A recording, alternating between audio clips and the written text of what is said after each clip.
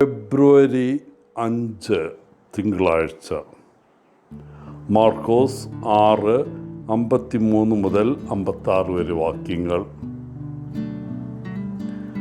എക്കാലത്തെയും ഏറ്റവും കൂടുതൽ പകർത്തപ്പെട്ട ചിത്രങ്ങളിലൊന്നാണ് ആദാമിൻ്റെ സൃഷ്ടി, അല്ലെങ്കിൽ മനുഷ്യൻ്റെ സൃഷ്ടി എന്നറിയപ്പെടുന്ന മൈക്കൽ ആഞ്ചലോയുടെ ഫ്രെസ്കോ പെയിൻറ്റിംഗ്. സിസ്റ്റൈൻ ചാപ്പലിൻ്റെ സീലിങ്ങിലാണ് ഏതാണ്ട് 1508 ആദ്യ മനുഷ്യനായ ആദാമിന് ദൈവം ജീവൻ നൽകുന്ന ബൈബിൾ സൃഷ്ടിയുടെ വിവരണം ഈ ചിത്രം പ്രകടിപ്പിക്കുന്നത്. പെയിൻറ്റിങ്ങിൽ ദൈവത്തെ ഒരു വൃദ്ധനായ വെളുത്ത താടിക്കാരനായി ചിത്രീകരിച്ചിരിക്കുന്നു. ചുഴറ്റുന്ന വസ്ത്രത്തിൽ പൊതിഞ്ഞ് താഴെ ഇടതുവശത്ത് ആദം പൂർണ്ണമായും നഗ്നനായി കിടക്കുന്നു. ദൈവത്തിൻ്റെ വലതു കൈ തൻ്റെ വിരലിൽ നിന്ന് ജീവൻ്റെ തീനാളം ആദാമിലേക്ക് നീട്ടിയിരിക്കുന്നു. അവൻ്റെ ഇടതു കൈ ദൈവത്തിൻ്റെ പ്രതിഫലനം പോലെ, അതായത് നമുക്ക് നമ്മുടെ ഛായയിലും സാദൃശ്യത്തിലും മനുഷ്യനെ ഉണ്ടാക്കാം എന്ന് ദൈവം പറഞ്ഞതിൻ്റെ പ്രതീകമായി ഇരിക്കുന്നു. നിങ്ങൾ ഒരാളെ അവസാനമായി സ്പർശിച്ചത് എപ്പോഴാണ്?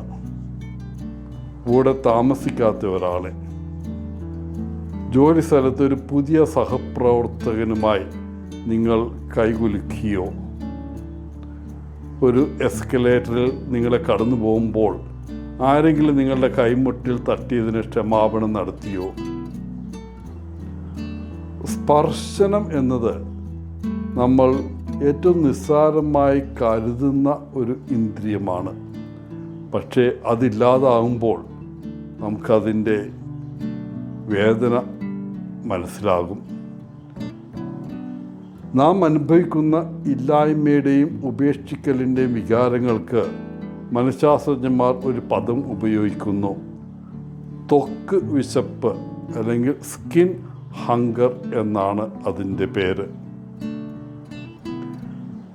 ഇന്നത്തെ സുവിശേഷം ആരംഭിക്കുന്നത് യേശുവും ശിഷ്യന്മാരും ഒരു തടാകത്തിൻ്റെ മറുകരയിൽ എത്തുമ്പോഴാണ്.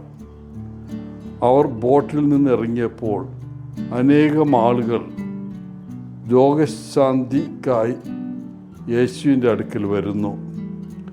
യേശുവിൻ്റെ പ്രസംഗവും രോഗശാന്തിയെക്കുറിച്ചുള്ള വാർത്തകളും പ്രചരിച്ചതോടെ ധാരാളം ആളുകൾ ഒത്തുകൂടാൻ തുടങ്ങി. രോഗശാന്തിക്കായി അവർ തങ്ങളുടെ കുടുംബാംഗങ്ങളെയും പ്രിയപ്പെട്ടവരെയും യേശുവിൻ്റെ അടുക്കൽ കൊണ്ടുവന്നു.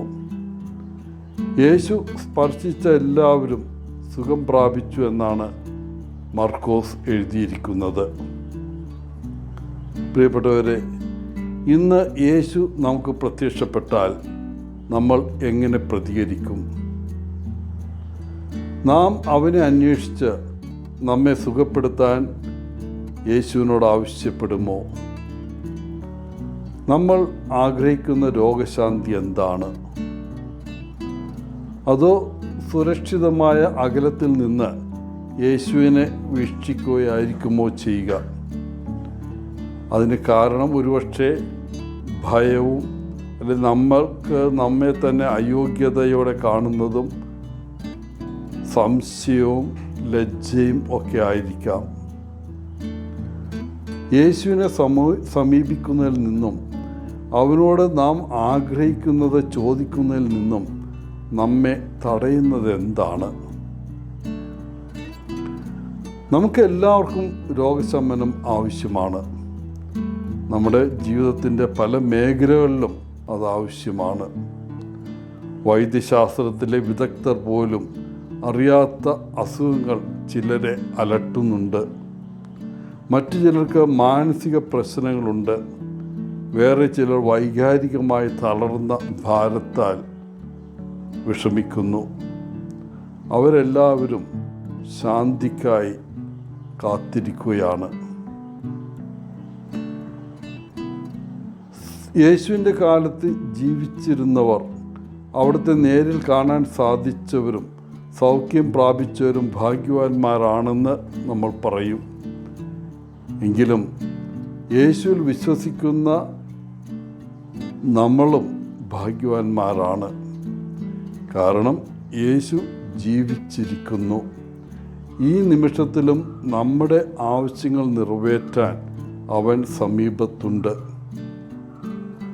അവൻ്റെ സാന്നിധ്യം തിരിച്ചറിയാനുള്ള നയനങ്ങൾ നമുക്കുണ്ടായിരിക്കട്ടെ.